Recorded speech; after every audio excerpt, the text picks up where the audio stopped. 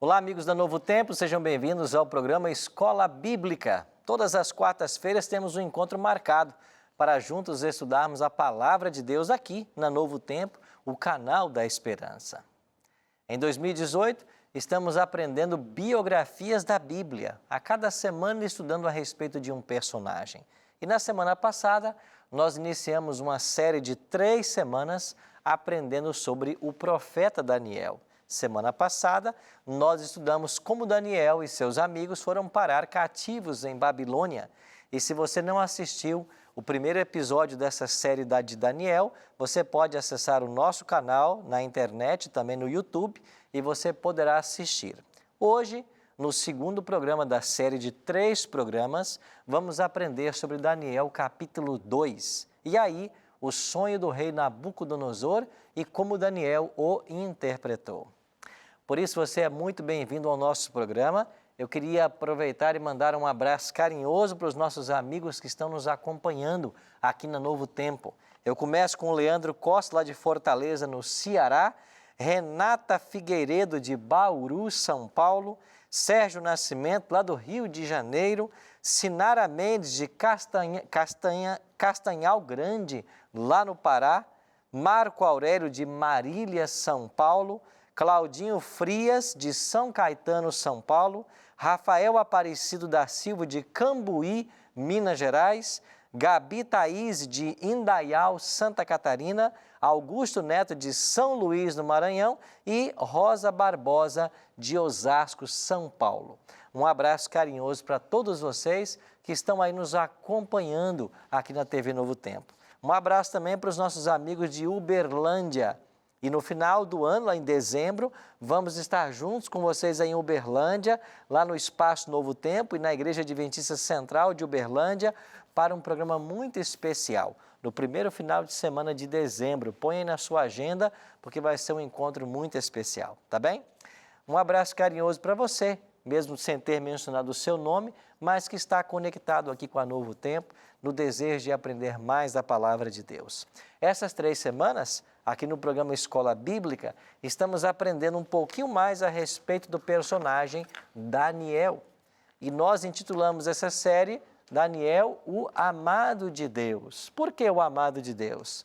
Lá no capítulo 10, o anjo que vem visitá-lo diz assim: ele me disse, Daniel, homem muito amado, está atento às palavras que vou te dizer. Daniel, você é muito amado. É dito isso no verso 11, depois no verso 19. Daniel era amado pelos céus. E sabe qual é a grande verdade que esse livro encerra? É que eu e você também somos amados pelos céus. Assim como Deus amava Daniel, também ama a todos nós e tem planos para nós. E é nesse livro que nós encontramos esse plano. É por isso que eu quero convidar você, a partir de agora, nós abrimos o capítulo 2 do livro de Daniel e vamos aprender a respeito de um sonho revelador. Quem teve esse sonho? O rei Nabucodonosor, aquele que escravizou Daniel e o povo judeu, como vimos semana passada. Mas antes de começarmos o estudo, eu queria convidar você para nós orarmos. Se você puder, feche seus olhos e ore comigo. Pai querido, muito obrigado por estarmos reunidos mais uma vez para estudarmos o Teu livro sagrado. Que o Teu bom e Santo Espírito esteja conosco, abrindo nossa mente à compreensão e o nosso coração à aceitação da Tua vontade. É a nossa oração, em nome de Cristo. Amém. Pois bem, Daniel capítulo 2. No capítulo 1, nós descobrimos de que Daniel, Ananias, Misael e Azarias foram parar em Babilônia, porque Nabucodonosor escravizou o povo judeu. Quando eles lá chegaram, o rei havia pedido aos seus auxiliares que separassem os príncipes judeus e eles, num espaço de 3 anos, seriam preparados para assistirem ao rei. E eles foram submetidos a um teste. E quando esse teste foi feito, vimos no capítulo 1, semana passada, de que Nabucodonosor achou Daniel e seus amigos 10 vezes mais sábios do que os sábios da Babilônia. E por isso, eles passaram a integrar um tipo de elite que auxiliava ao rei Nabucodonosor. Quando chegamos ao capítulo 2, nós estamos agora no terceiro ano do reinado de Nabucodonosor. Melhor, no segundo ano, não terceiro. Olha o que diz Daniel capítulo 2, verso 1. No segundo ano do reinado de Nabucodonosor, teve este um sonho. Seu espírito se perturbou e passou-se-lhe o sono.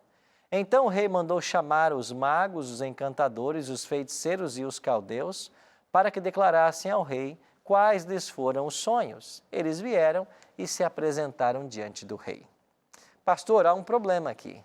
Se Nabucodonosor começa a reinar, invade Jerusalém, e ele está no segundo ano, e o teste dos jovens hebreus durou 3 anos, por que é que eles, nesse capítulo 2, já estão considerados entre os sábios? É muito simples.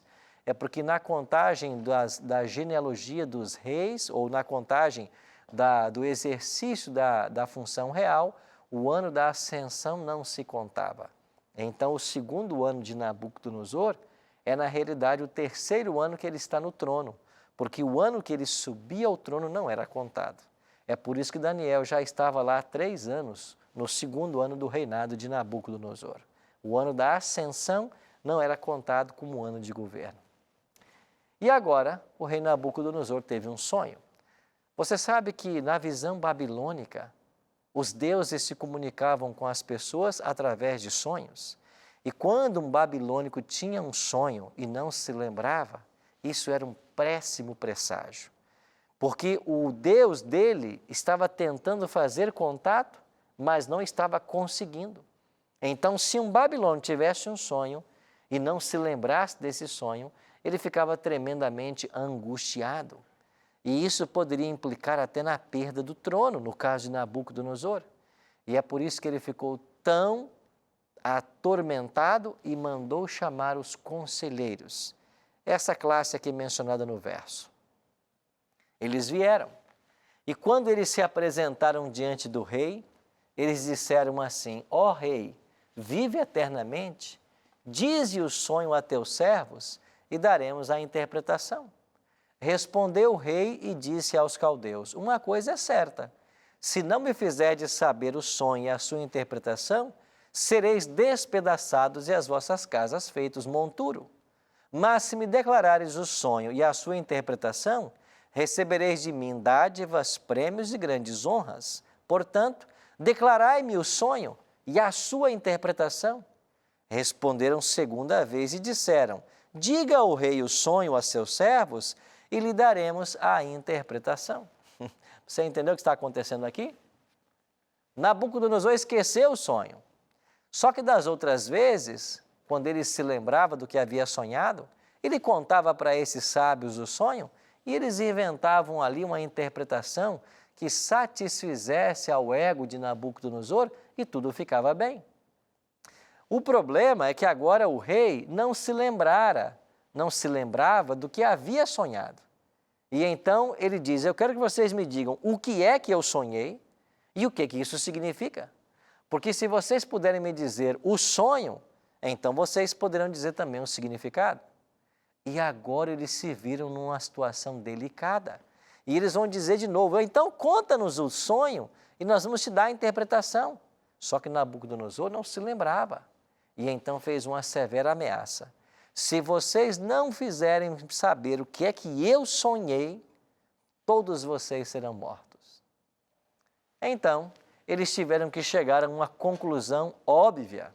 E eles responderam ao rei: não há mortal sobre a terra que possa revelar o que o rei exige, pois jamais houve rei, por grande e poderoso que tivesse sido, que exigisse coisa semelhante de algum mago encantador ou caldeu. A coisa que o rei exige é difícil, e ninguém há que possa revelar diante do rei, senão os deuses, e estes não moram com os homens. Você percebe aqui, então, o reconhecimento que esses magos fazem? Olha, só quem pode dar para você essa interpretação, dizer o que você sonhou, são os deuses. Nunca ninguém jamais pediu isso para um mago, para um encantador. Ninguém pediu, rei, por maior que fosse. E só quem pode fazer isso são os deuses, e eles não habitam com os homens. De fato, na cultura babilônica, os deuses eram deuses distantes que precisavam ser temidos. Mas na cultura hebraica, para Daniel e seus amigos, o Deus que eles conheciam era um Deus de amor, um Deus pessoal, um Deus sempre presente. E aqui você percebe a segurança de Daniel e o desespero desses magos. Nós não sabemos por que motivo Daniel não estava aí, entre esses que vieram interpretar. Mas o certo é que a ordem saiu para que todos os sábios fossem mortos. E essa ordem atingia também Daniel e seus amigos. E quando Daniel foi buscado para ser morto, ele ficou perguntando, mas por que eu vou ser morto? Porque o rei teve um sonho e vocês não puderam interpretar. Mas eu não estou sabendo de nada. Que sonho é esse? Eu não estou sabendo. E então Daniel pediu uma audiência com Nabucodonosor. E quando Daniel chega lá diante de Nabucodonosor, ele diz, olha, rei, você me dá então tempo, porque eu vou então revelar o sonho para você. E Daniel buscou os seus 3 amigos e eles foram fazer, sabe o quê? Orar. Foram orar, pedindo que Deus desse para eles a interpretação e revelasse o que o rei havia sonhado. Deus, em sua misericórdia, atendeu a oração dos jovens hebreus. E numa noite, Deus revelou para Daniel o que o rei havia sonhado e o que isso significa. Eu fico imaginando que quando Daniel acordou desse sonho, que alegria não deve ter havido em seu coração, porque ele agora sabia exatamente o que o rei havia sonhado e o que isso significava. Deus dera mais uma prova do seu amor, do seu cuidado e de que ele responde às nossas orações. Daniel então volta na presença do rei. E é interessante, quando Daniel se aproxima de Nabucodonosor, ele vai dizer assim, olha, rei, o que você está pedindo, de fato, não há mortal sobre a terra que possa revelar. Mas escuta, há um Deus no céu que revela mistérios. Pois o Deus do céu fez saber ao rei Nabucodonosor o que há de ser nos últimos dias. E o rei ficou muito curioso. Quer dizer, Daniel, que você sabe o que eu sonhei? Sim. Não só sei o que você sonhou, como eu sei o que o sonho significa. Porque o Deus a quem eu sirvo é o Deus revelador de mistérios. E Nabucodonosor já estava completamente impaciente a esta altura, querendo saber, porque ele estava perturbado pelo sonho. E então Daniel refresca a memória do rei e diz assim, olha, você estava no seu leito dormindo e de repente você viu uma grande e terrível estátua. É isso mesmo, Daniel, agora eu estou me lembrando. Eu sonhei com uma estátua. Sim, rei, disse Daniel. E essa estátua era enorme e a sua aparência terrível. A cabeça era de ouro, o peito e braços de prata, o quadril de bronze, as pernas de ferro e os pés em parte de ferro e em parte de barro. Nesse momento, Nabucodonosor já estava totalmente intrigado. Como que Daniel podia saber dessas coisas? Daniel havia dito, há um Deus no céu, diz o verso 28, do capítulo 2, que revela mistérios. Ele disse para mim o que você sonhou. E você sonhou foi com esta grande e terrível estátua de metais.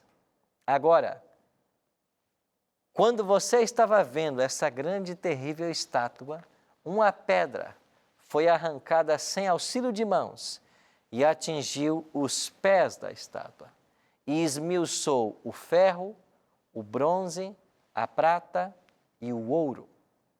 Destruiu a estátua, mas a pedra cresceu e tomou conta de toda a terra. E Nabucodonosor estava quase que sem fôlego ao relembrar cada detalhe do sonho que ele havia tido.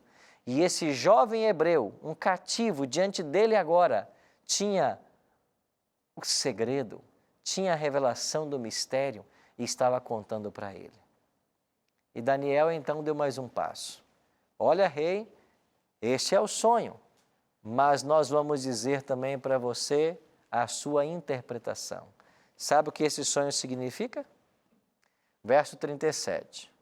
Tu, ó rei, Rei dos reis, a quem o Deus do céu conferiu o reino, poder, a força e a glória, a cujas mãos foram entregues os filhos dos homens, onde quer que eles habitem, e os animais do campo e as aves do céu, para que dominassem sobre todos eles. Tu és a cabeça de ouro. Isso mesmo. Você está lembrado do rei, da imagem, e ela tinha uma cabeça de ouro? O seu império, a grande Babilônia, é a cabeça de ouro. O seu reino é a glória da terra. Só que você não vai dominar para sempre. O seu reino não vai subsistir para sempre. Assim como a prata é inferior ao ouro, um dia um reino inferior ao teu vai se levantar e o seu reino será destruído. É isso que Daniel diz no verso 39. Depois de ti se levantará outro reino, inferior ao teu, e um terceiro reino de bronze, o qual terá domínio sobre toda a terra. O quarto reino será forte como o ferro, pois o ferro a tudo quebra e esmiuça. Como o ferro quebra todas as coisas, assim ele fará em pedaços e esmiuçará. Ou seja, você é a cabeça de ouro. Depois de ti virá um segundo reino, um terceiro reino e um quarto reino. Agora, quanto ao que viste dos pés e dos artelhos, em parte de barro e em parte de ferro, será esse um reino dividido. Contudo, haverá nele alguma coisa da firmeza do ferro, pois que viste o ferro misturado com o barro de lodo. Daniel disse, o teu reino, Babilônia, é a cabeça de ouro. Mas depois de ti vai se levantar um reino de prata, a Medopérsia. Depois um reino de bronze, a Grécia. Depois um reino de ferro, Roma. E depois os pés que você viu, que eram em parte de ferro e em parte de barro, será este um reino dividido. Ou seja, Roma será dividida. E quando nós olhamos para a história, é exatamente isso que nós testemunhamos. E Daniel termina a sua interpretação dizendo no versículo 44, mas nos dias destes reis, nos reinos divididos dos pés, de barro e ferro, o Deus do céu suscitará um reino que não será jamais destruído. Esse reino não passará a outro povo, esmiuçará e consumirá todos esses reinos, mas ele mesmo subsistirá para sempre. Este reino, que jamais passará, está sendo representado no sonho por aquela pedra que destruiu os outros reinos. E sabe que reino é esse? É o reino de Cristo, que será estabelecido nesta terra que eu e você moramos, quando Cristo voltar em glória e majestade. É isso mesmo. Daniel acompanhou a grandeza de Babilônia. Daniel esteve junto com Nabucodonosor por décadas, o auxiliando, até que no ano 539, Ciro, o grande líder do Império Medo-Persa, destrói a Babilônia. E essa história é contada pelo cilindro de Ciro, esse achado da arqueologia que se encontra hoje no Museu Britânico em Londres. No ano 539 cai a Babilônia. Aqui chega o reino de prata, a Medo-Pérsia, mas chegaria um terceiro reino, representado pelo bronze, e esse terceiro reino foi Alexandre o Grande, o grande líder do Império Greco-Macedônio.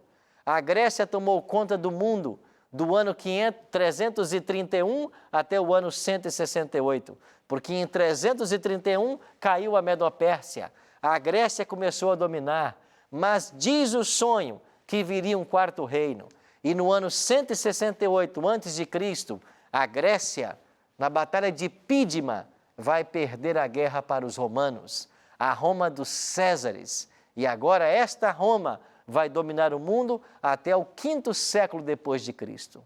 É por isso que você tem Jesus nascendo e morrendo debaixo da jurisdição do Império Romano.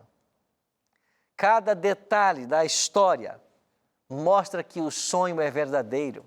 E agora chegamos então ao reino dividido. Lembra que os pés da estátua eram em parte de ferro e em parte de barro? E assim como ferro e barro não se ligam, os 10 dedos, os 10 artelhos dos pés, representaria que Roma seria dividida. E é exatamente isso que nós vemos na história. Roma foi dividida, o império foi dividido, porque deu lugar a 10 tribos bárbaras. Os érulos, vândalos, ostrogodos, burgundos, suevos, visigodos, as 10 tribos bárbaras que minaram o Império Romano. E essas tribos depois se organizaram nas modernas nações da Europa. E sabe o que diz a profecia? De que estas nações europeias, elas jamais se ligarão novamente. É por isso que não há unidade política na Europa, não há unidade econômica. Há independência dos países, ainda que se fale numa moeda única, mas várias nações estão fora desse plano. E então vem a grande revelação da profecia. Daniel 2:44.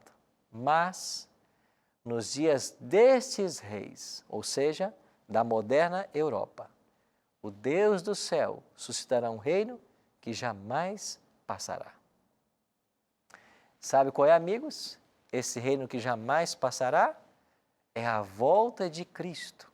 É o reino que Ele vai estabelecer em sua volta. Esse é o eterno reino de Cristo. Interessante que Daniel estava em Babilônia com Nabucodonosor. Daniel viu a queda de Babilônia. E lá em 539, quando cai Babilônia, a Medo-Pérsia assume. Daniel já estava aí com quase 90 anos. E ele viu a transição da cabeça de ouro para os peitos e braços de prata. Ele viu chegar a Medo-Pérsia. Ele viu Ciro.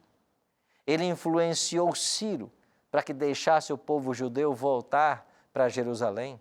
Ciro atendeu, emitiu um decreto. Os judeus voltaram, ainda que bem poucos, mas voltaram. Daniel morreu, mas depois veio a Grécia. Alexandre chegou, dominou o mundo. A influência helenística é sentida até os dias atuais, mas a Grécia passaria, como de fato passou. Em 168 chegou Roma, o Império Férreo de Roma. E Roma dominou o mundo até o 5º século depois de Cristo. Mas desde o ano 352, segundo o historiador Edward Gibbon, as tribos bárbaras começaram a invadir a Itália, o território do Império, minaram o poder do Império Romano e em 476 de nossa era, cai Rômulo Augusto, o último imperador romano. As tribos agora dominam o que nós chamamos de Velho Mundo.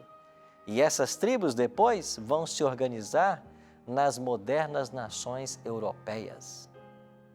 E eu e você estamos vivendo nos dias dessa moderna Europa. E o versículo 44 do capítulo 2 diz para mim e para você que nos dias desses reis, o Deus do céu vai suscitar um reino que jamais terá fim. Ou seja, é em nossos dias, nos dias da moderna Europa, que Cristo vai estabelecer o seu reino. E esse reino jamais passará. Amigos, que segurança para mim e para você. Esse Deus que está controlando a história, que faz os impérios levantar e cair, é o Deus que está controlando a vida de seu povo. E eu e você somos povo de Deus. Deus está controlando nossa história e Deus quer que você faça parte desse reino que jamais terá fim. Não existe privilégio maior do que ser cidadão nesse reino.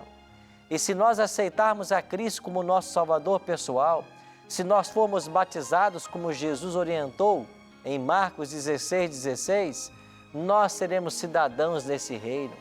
Nós iremos conhecer Daniel e seus amigos.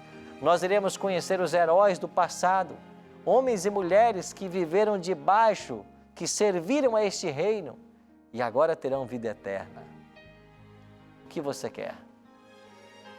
Você está satisfeito em ser um cidadão de um país dessa terra? Você está satisfeito com as coisas que você já conquistou? Ou você almeja por uma vida eterna? Ou você almeja um dia ser cidadão no reino de Deus? É isso que você quer? Deus tem planos na minha e na sua vida. E se nós entregarmos nosso coração a Deus e o servirmos como fez Daniel, nós entenderemos esse plano.